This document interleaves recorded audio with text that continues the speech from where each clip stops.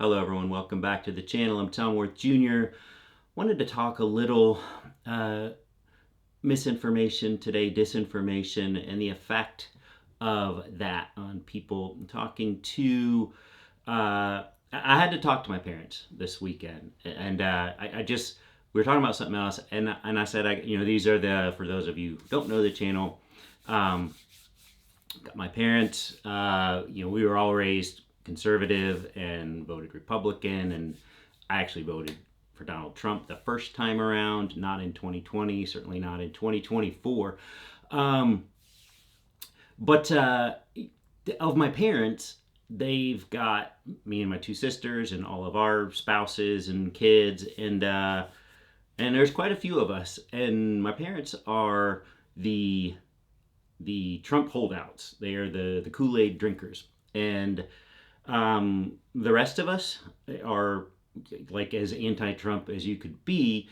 To my knowledge, there are a few of us that don't really talk politics, but to my knowledge, we are vehemently anti-Trump and have been. And there's in talking to them this weekend, we basically don't talk about it, and because when we do, it's always an argument, and I don't like arguing with my parents.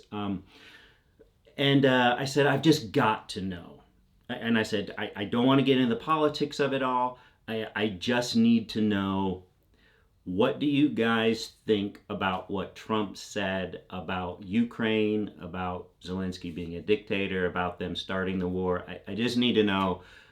And I'm not asking the question in a loaded way. I just want to know your thoughts about what he said. And they said he shouldn't have said that. It wasn't true. And I was like, because I knew even Fox News pushed back, the New York Post pushed back, like said, this is a dictator. That was the picture on the front page of the New York Post, and it had a picture of Putin.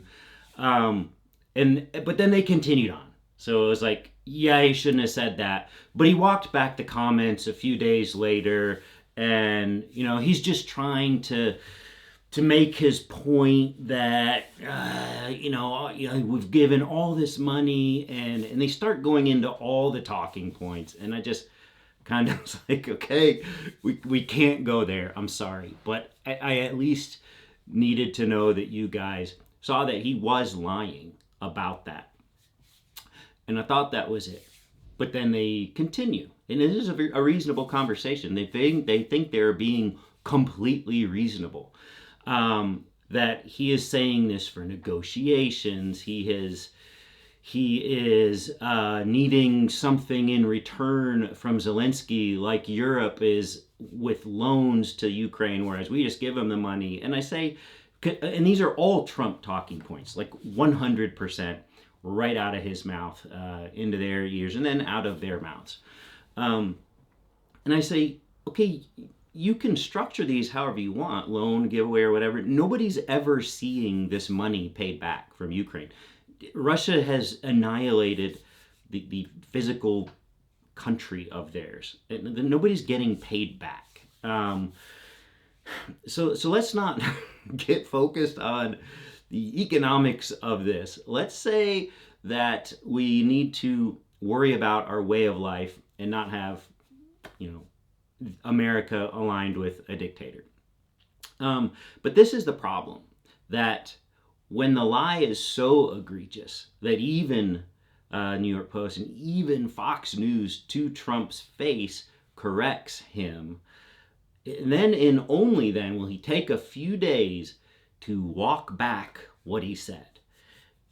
Will he say, I completely lied through my teeth because I thought we had made enough progress with our propaganda machine that I could actually go there and bring people along with me? Will he say that? No, he won't. I don't even know what he said, but to them, he walked it back. But they still believe every single word out of his mouth. And that's the problem. And same with Musk. I saw a video, a guy named Tennessee Brando this morning, who is a popular YouTuber, and I've seen a couple of his videos. seems like a very reasonable guy. He's got his head on straight. I enjoyed watching this one, pointing out some Musk clips with Joe Rogan and how Joe Rogan is trying to get back into some good graces due to his podcast not being number one anymore. And that it is too late because he already got Trump elected. And with COVID things, it got people killed, the people that Joe Rogan had on his podcast. And I completely agree with that. I've never listened to Joe Rogan. All I knew about him was that he was just kind of, this conspiracy theory guy. That was my impression of him, and this was before COVID. And I don't have time for that, and they're really long, and I'm not listening to that. But then I had some friends trying to get me to listen to all the alternative theories on COVID. These are Trumpers, and then I resolved, and I'm never going to listen to anything Joe Rogan has to say. But people still do. But what this means is either more people are listening to and watching Midas Touch, which I think they are, and or less people giving their time and their eyeballs and their ears to Joe Rogan. And those are good things. It's a shift. And these are numbers that, it's not my opinion. It's not, hey, I'm seeing a Trump yard sign, or I'm seeing a no, like, this is not that. This is not a poll. This is flat out number of people listening and watching Joe Rogan versus Midas Touch. It's shifted. And it's shifted to the point, as this Tennessee Brando guy pointed out, that Joe Rogan is actually shifting. Because he's just a guy that goes whichever way the wind's blowing. I've heard that he used to be liberal, or that he was libertarian, maybe. Just he wouldn't really come down on either side because, he's of the Michael Jordan mentality where Republicans buy sneakers too.